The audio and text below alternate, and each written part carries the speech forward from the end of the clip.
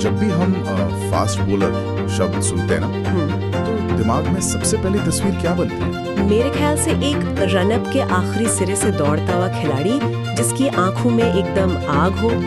Exactly, मतलब वो गेंदबाज जो हर डॉट बॉल के बाद बल्लेबाज को घूरता है, स्लेज करता है। जैसे क्रिकेट के इतिहास में अगर आप देखो, शोएब अख्तर, ब्रेट ली या डेल स्टेन। बिल्कुल, ये सब अपनी रफ्तार और उस आक्रामक रवैये के लिए तो जाने गए हैं। यही तो इस खेल का एक अलिखित नियम सा बन गया है ना। ऐसा माना जाता है कि अगर आपके हाथ में नई गेंद है तो आपको एक शिकारी की तरह बर्ताव करना ही होगा। बल्लेबाज को डराना शारीरिक और मानसिक दोनों तरह से एक फास्ट बॉलर की टूल किट का सबसे जरूरी हिस्सा माना जाता है। लेकिन जरा सोचिए, क्या हो अगर कोई पूरी थ्योरी को ही पलट दे? हाँ, ये बहुत दिलचस्प है। आज की इस गहरी चर्चा में हमारे पास कई ताज़ा समाचार लेख, पुराने मैचों के रिकॉर्ड्स और करियर के विस्तृत आंकड़े हैं, और हम इन सब को खंगाल कर एक ऐसे शांत योद्धा की कहानी लेकर आए जिसने बिना कोई शोर मचाए दुनिया के दिग्गजों को धूल चटाई है। भारतीय क्रिकेट के स्विंग किंग भुवनेश्वर कुमार। बिल्कुल, एक ऐसा गेंदबाज जिसकी ताकत उसकी आंखें नहीं बल्कि उसकी कलाइयां और वो जादुई स्विंग है। और आज हमारा मकसद सिर्फ उनके रिकॉर्ड्स गिनाना नहीं है। हाँ, हमें ये भी समझना है कि आखिर वो गेंद हवा में इतनी स्विंग कैसे होती है। सही बात है। और जब रफ्तार का दौर आया तो एक स्विंग बॉलर ने खुद को कैसे बचाया, और सबसे बड़ी बात, जब सिस्टम ने उन्हें खारिज कर दिया तो वो संन्यास की अफवाहों को दरकिनार करते हुए कैसे लड़े।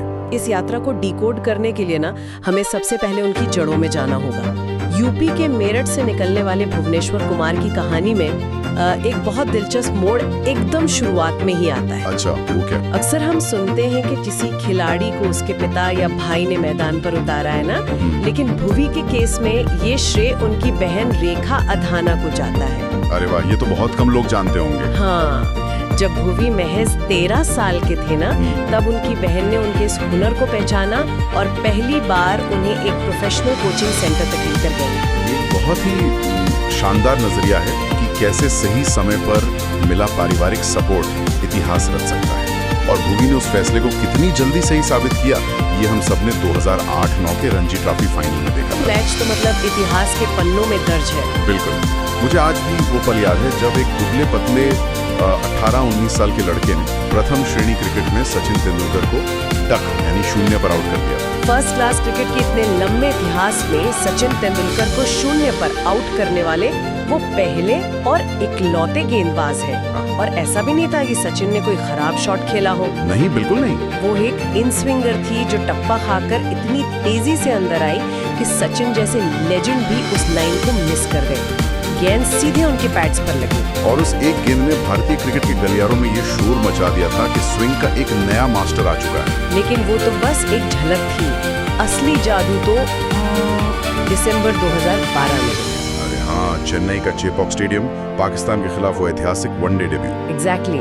भारत ने स्कोर बोर्ड पर सिर्फ 227 रन बनाए थे। पिच धीमी थी, ओस गिरने का डर था और सामने पाकिस्तान की मजबूत बैटिंग लाइनअप थी। और धोनी ने पहला ओवर थमा दिया एक नए लड़के को। मतलब दबाव का ऐसा पहाड़ किसी भी नए खिलाड़ी को तोड़ने के लिए काफी होता है। वो परिस्थिति किसी बुरे सपने से कम नहीं थी यार। और स्ट्राइक पर मोहम्मद हफीज थे जो उस वक्त अपने करियर के पीक पर थे। हफीज को उनकी तकनीक के लिए जाना जाता था, पर फिर जो हुआ वो स्विंग बॉलिंग के इतिहास में अमर हो गया। वो करियर की पहली ली गेंद, अगर मैं उस गेंदबाजी की तुलना करूँ ना, तो बिल्कुल एक जादूगर के मिस डायरेक्शन की तरह थी। मतलब जादूगर वाला एंगल कैसे? जैसे जादूगर क्या करता है, वो आपका ध्यान बाएं हाथ की तरफ खींचता है और दाएं हाथ से कबूतर निकाल देता है। हाँ, सही कहा। भुवी ने ठीक वही किया। उन्होंने गेंद को इस लाइन पर फेंका कि हफीज को लगा गेंद ऑफ स्टंप के बाहर से निकल जाएगी। उन्होंने बड़े आराम से अपना बल्ला उठाया और गेंद को छोड़ दिया, और फिर हवा में वो गेंद एक सांप की तरह लहराई और सीधा स्टंप्स में जा घुसी। ये मिस डायरेक्शन वाली उपमा बहुत सटीक है। तकनीकी नजरिए से समझे ना तो वो महज एक स्विंग होती हुई गेंद नहीं थी, वो एक परफेक्ट लेट स्विंग थी। लेट स्विंग मतलब आम स्विंग से ही अलग कैसे होती है? देखो, आम स्विंग बॉलिंग में गेंद हाथ से छूटते ही अपनी दिशा बदलने लगती है, जिसे बल्लेबाज आसानी से पढ़ लेता है। लेकिन लेट स्विंग का विज्ञान अलग है। भुवी की कलाई की पोजीशन इतनी स्थिर थी और गेंद की सिलाई यानी सीम इतनी सीधी थी कि गेंद हवा को चीरते हुए बिल्कुल सीधी लाइन में गई। और हफीज का दिमाग कैलकुलेट कर चुका था कि गेंद बाहर जा रही है। बिल्कुल, लेकिन पिच पर टप्पा खाने से ठीक पहले हवा के दबाव के कारण गेंद ने अचानक अपनी दिशा बदल ली। और यही वजह है कि हफीज जब तक रिएक्ट करते तब तक गिल्लियां उड़ चुकी थी। मतलब मुझे लगता है कि इस तरह की सीम पोजीशन के लिए एक अलग ही स्तर के अनुशासन की जरूरत होती होगी। एकदम सही पकड़ा आपने, और ये कोई तुक्का नहीं था। इसका सबूत उन्होंने अपने T20 डेब्यू में भी दिया। नासिर जमशेद को भी उन्होंने उसी तरह बोल्ड किया था। हाँ, उस मैच में भुवी ने 4 ओवर में सिर्फ 9 रन देकर 3 विकेट लिए थे। उस समय दुनिया को समझ आ गया था कि ये लड़का सिर्फ हवा का फायदा नहीं उठा रहा, बल्कि इसे हवा को अपने इशारों पर नचाना आता है। बिल्कुल। लेकिन यहाँ मुझे एक बहुत बड़ा पेश नजर आता है।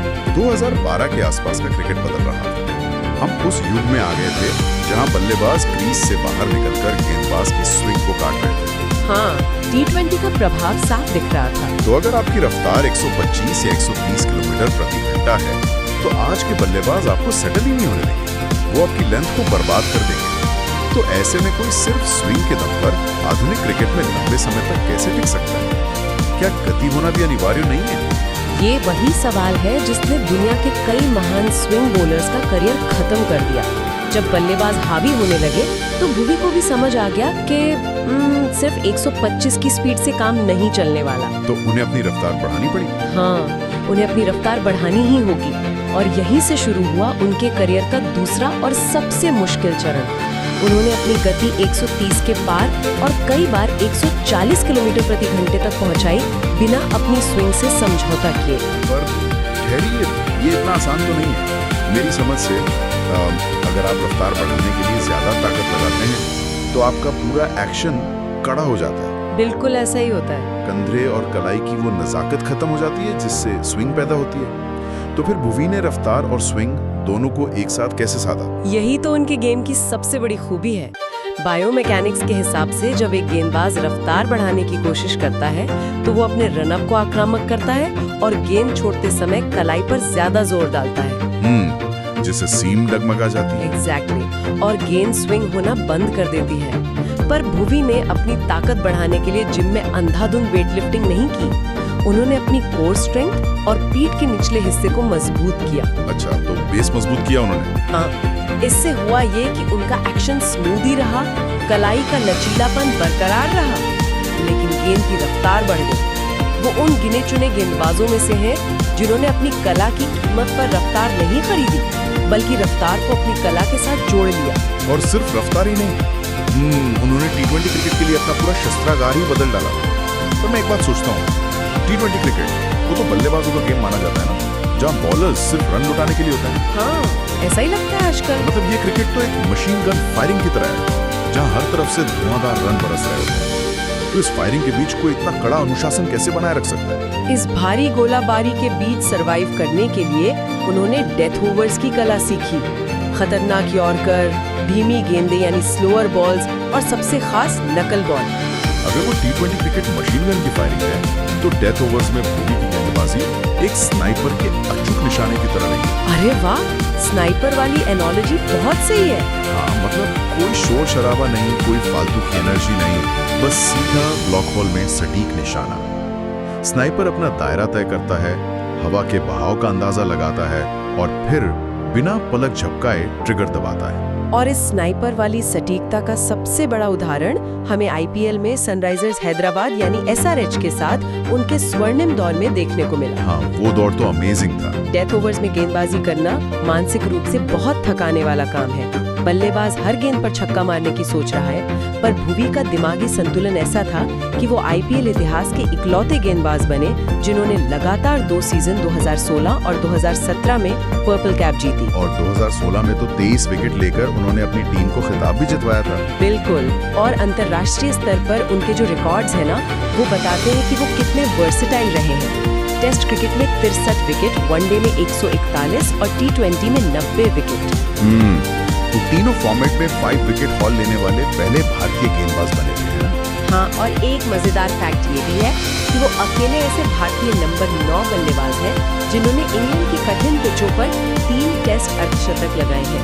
मतलब ये स्नाइपर सिर्फ निशाना ही नहीं लगाता, जरूरत पड़ने पर ढाल बनकर टीम को बचाता भी है। सही कहा, वो रिकॉर्ड उनकी खेल की गहरी समझ का नतीजा है। पर इस मास्टर क्लास के बीच में एक रुकावट का दौर भी आता है। स्नाइपर का निशाना भले ही कितना भी अचूक हो, अगर मौसम बिल्कुल खिलाफ हो जाए या बंदूक जाम हो जाए तो दिक्कत होती है। हाँ, जब परिस्थितियां भुवी के पक्ष में नहीं होती तब हालात थोड़े मुश्किल हो जाते हैं। जैसे जब पिच पर स्विंग नहीं होती तब उन्हें काफी संघर्ष करना पड़ा। सबसे बड़ी कमजोरी जो सामने आई वो थी सपाट पिचें। जब पिच पर बिल्कुल भी मूवमेंट नहीं होती तो भुवी का सबसे बड़ा हथियार खुंद पड़ जाता है। मुझे वो 2015 का मुंबई के वानखेड़े स्टेडियम वाला मैच याद आ रहा है। हाँ, दक्षिण अफ्रीका के खिलाफ वो मैच। उस दिन पिच बिल्कुल पाटा थी। गेंद टप्पा खाने के बाद सीधे बल्ले पर आ रही थी। स्विंग का नामो निशान नहीं था। और उस दिन बल्लेबाजों ने भुवी की गेंदों पर जमकर रन बटोरे थे। उन्होंने अपने 10 ओवरों में 106 रन दे दिए थे। किसी भी गेंदबाज के लिए 100 से ज्यादा रन लुटाना एक बहुत बड़ा मानसिक आघात होता है। और सिर्फ पिचे ही नहीं, उनका अपना शरीर भी तो कई बार उनके खिलाफ खड़ा हो गया। मतलब मैं एक तेज गेंदबाज के शरीर की तुलना एक हाई परफॉर्मेंस स्पोर्ट्स कार से करना चाहूंगा। दिलचस्प है, कैसे? स्पोर्ट्स कार का इंजन बहुत पावरफुल होता है, लेकिन अगर जरा सी ट्यूनिंग बिगड़ी या सस्पेंशन खराब हुआ तो इंजन बैठ जाता है। गेंदबाज का शरीर भी कुछ ऐसा ही है। ये स्पोर्ट्स कार का उदाहरण उनकी फिटनेस की समस्याओं को बहुत अच्छे से समझाता है। टेस्ट मैचों में जब आप लंबे स्पेल फेंकते हैं तो शरीर के हर जोड़ पर भयंकर दबाव पड़ता है। हाँ, और वर्कलोड बढ़ जाता है। 2014 के इंग्लैंड दौरे पर भुवी ने शानदार गेंदबाजी की। 5 मैचों में 19 विकेट लिए, लेकिन इस भारी वर्कलोड का असर उनके टखने पर पड़ा और वो एंकल इंजरी का शिकार हो गए। और टखने की चोट एक गेंदबाज के लिए बहुत खतरनाक होती है, क्योंकि सारा बैलेंस वहीं से आता है। बिल्कुल, और बार बार चोटिल होने से एक गेंदबाज की रिदम टूट जाती है। कार का सस्पेंशन बिगड़ा तो इंजन पर असर पड़ना ही था। और इस पूरी जद्दोजहद का सबसे बड़ा टर्निंग पॉइंट या कहें सबसे बड़ा झटका आया 2022 के T20 विश्व कप के सेमीफाइनल में, वो एडिलेड का मैच। वो दिन तो कोई नहीं भूल सकता। भारत इंग्लैंड से 10 विकेट से बुरी तरह हार गया था। और उस मैच में भुवी ने 2 ओवर में 25 रन दिए थे। हाँ, और वो उनका आखिरी T20 अंतर्राष्ट्रीय मैच साबित हुआ। इसके बाद उन्हें सभी फॉर्मेट से ड्रॉप कर दिया गया। यहीं पे मुझे खेल के इस निर्मम सिस्टम पर थोड़ा गुस्सा आता है। मतलब क्या केवल एक बुरे दिन या एक खराब टूर्नामेंट के आधार पर किसी अनुभवी चैंपियन को टीम से बाहर कर देना न्याय संगत है? एक स्पोर्ट्स कार एक बड़ी रेस में खराब प्रदर्शन करे तो क्या उसे कबाड़ में फेंक देना सही है? इंटरनेशनल क्रिकेट का सिस्टम कई बार बहुत निर्मम होता ही है। जब कोई बड़ी हार होती है तो मैनेजमेंट पर बदलाव का भारी दबाव होता है और चयनकर्ताओं को लगता है कि अब भविष्य की ओर देखना चाहिए, युवा गेंदबाजों को मौका देना चाहिए। लेकिन जो लोग ये मान बैठे थे कि भुवी नाम की ये स्पोर्ट्स कार अब गैराज में हमेशा के लिए खड़ी हो गई है, वो गलत थे। भुवी ने हार मानने से इनकार कर दिया। बिल्कुल, और खेल प्रेमियों को कमबैक स्टोरी से तो वैसे भी बहुत प्यार होता है। हाँ, ये बिल्कुल वैसा ही है जैसे किसी पुराने क्लासिक गाने का नया रीमिक्स सुपरहिट हो जाए। जब मीडिया में लगातार उनके संन्यास की अफवाहें उड़ रही थी, तब भुवी का एक बहुत ही स्पष्ट जवाब सामने आया। उन्होंने कहा, मैंने अभी संन्यास के बारे में नहीं सोचा है। जब तक मैं फिट हूँ खेलता रहूंगा, बाकी काम चयनकर्ताओं का है। उनका ध्यान सिर्फ लाइन लेंथ और अपना 100% प्रयास देने पर है, और उन्होंने इसे घरेलू क्रिकेट में शानदार प्रदर्शन से साबित किया। हाँ, 2025 की यूपी प्रीमियर लीग के आंकड़े देखिए। मेरिट मैवरिक्स के लिए खेलते हुए 8 मैचों में 9 विकेट और मात्र 6.76 का इकोनॉमी रेट। आज के दौर में जहां T20 में रन बरसते हैं, वहां 7 से कम का इकोनॉमी रेट रखना बहुत बड़ी बात है। और उनकी इसी सटीकता को पहचाना रॉयल चैलेंजर्स बेंगलुरु यानी RCB ने। 2025 के IPL में RCB ने उन्हें 10.75 करोड़ रुपए में खरीदा। और वो फैसला कितना सही साबित हुआ।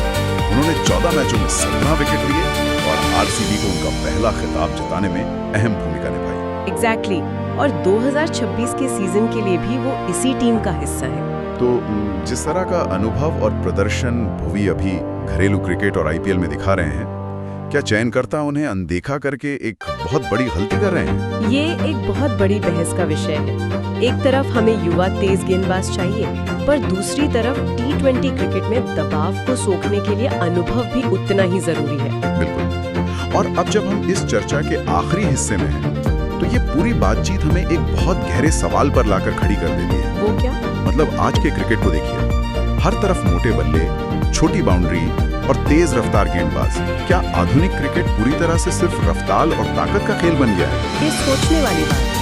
भुवनेश्वर कुमार की स्थिति ये सोचने पर मजबूर करती है कि क्रिकेट की सबसे खूबसूरत कला, गेंद को हवा में स्विंग कराने का हुनर, कहीं धीरे धीरे लुप्त तो नहीं हो रहा? हाँ, जब सब सिर्फ स्पीड गन पर 150 का आंकड़ा देखना चाहते हैं तो कला कहीं पीछे छूट जाती है। सही बात। और हम सुनने वालों के लिए ये खुला सवाल छोड़ना चाहते हैं कि क्या हमारे खेल का मौजूदा सिस्टम अनुभवी कलाकारों को बहुत जल्दी खारिज कर देता है? और अगर ऐसा है तो हम इस खेल का कौन सा अनमोल हिस्सा हमेशा के लिए खो रहे हैं? शायद वो लेट स्विंग का जादू जो बल्लेबाज को हैरान कर देता था। बिल्कुल। और इसी सवाल के साथ हम आज की इस गहन चर्चा को यहीं समाप्त करते हैं। जुड़ने